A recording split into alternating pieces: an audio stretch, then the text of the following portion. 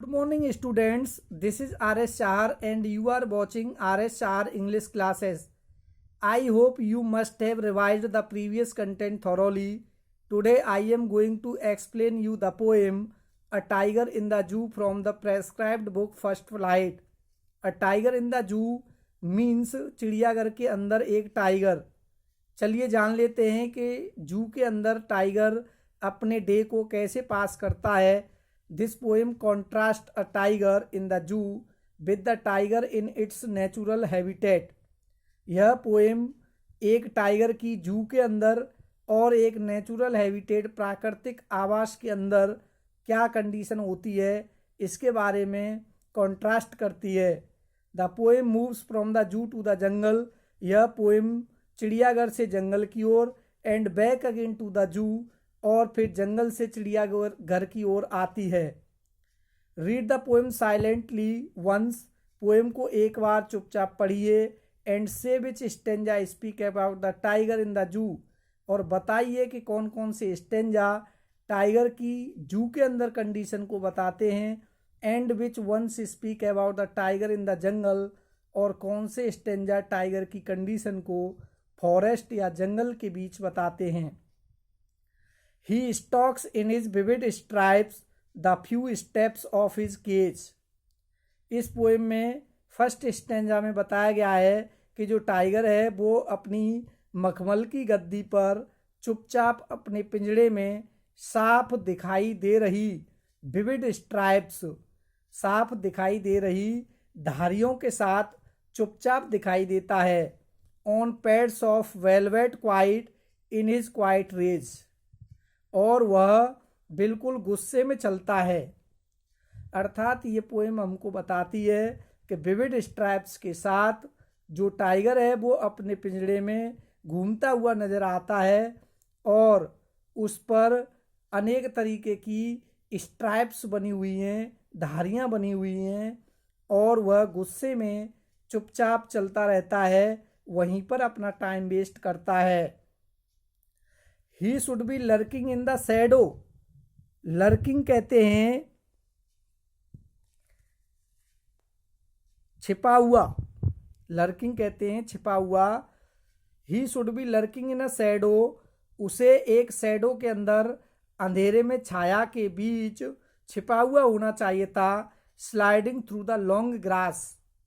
अरे ऐसे टाइगर को तो एक जो लंबी घास होती है उस घास में स्लाइडिंग करते हुए देखा जाना चाहिए था, फिसलता हुआ देखा जाना चाहिए था। Near the water whole.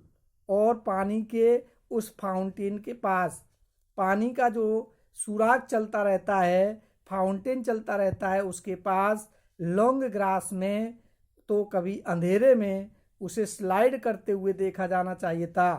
Where plump dear pass.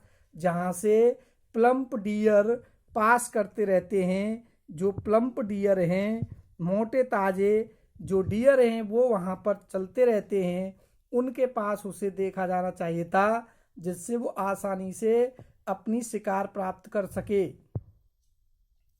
He should be snarling around houses at the jungle's edge. अरे उस टाइगर को तो जंगल के किनारे जो घर हैं उन घरों के चारों ओर जो है स्नार्लिंग घुर्राते हुए देखा जाना चाहिए था। Bearing his white fangs his claws terrorising the blaze. और उसे अपने दांतों से अपने पंजों को दिखाते हुए गांव वालों को आतंकित करते हुए डराते हुए देखा जाना चाहिए था। फैंग्स कहते हैं दांत और टेरराइजिंग कहते हैं डरा देना। But he is locked in the concrete cell. लेकिन ये क्या हुआ, इस समय टाइगर को एक कंक्रीट की जो कोठरी है, कंक्रीट की कोठरी में लॉक्ड है, बंद है। His strength behind the bars. और उसकी जो ताकत है वो बार्स के पीछे है, सलाखों के पीछे है। अरे जो टाइगर खुले में होना चाहिए था, आज वो कंक्रीट की सेल में कोठरी में बंद है और उसकी जो ताकत है वो सलाखों के पीछे है। Stalking the length of his cage वह तो केवल जो उस केज की लेंथ है, जो सरकमफ्रेंस है उस पिंजड़े की, उसी में स्टॉक करता रहता है, वॉकिंग करता रहता है, इग्नोरिंग द विजिटर्स। और जो विजिटर उसको देखने के लिए आते हैं वह उन विजिटर्स को भी इग्नोर करता रहता है, वह उनकी ओर ध्यान नहीं देता। He hears the last voice at night the patrolling cars. और जो टाइगर है वह गश्त, पेट्रोलिंग कहते हैं गश्त लगाना, वह टाइगर गश्त लगा रही जो कार हैं उनकी अंतिम आवाज़ों को सुनता है।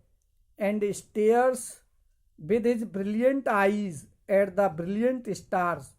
और वह अपनी उस चमकती हुई ब्रिलियंट आँखों से उन चमकते हुए तारों को देखता है। वह वहीं पर रातों दिन अपनी चमकती हुई आँखों से उन चमकते हुए तारों को देखता है। इस तरीके से एक जू के अंदर टाइगर की कंडीशन होती है।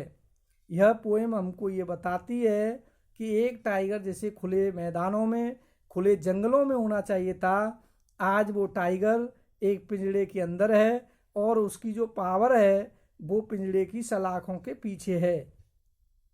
I hope you have well understood the poem. Thank you watching my video.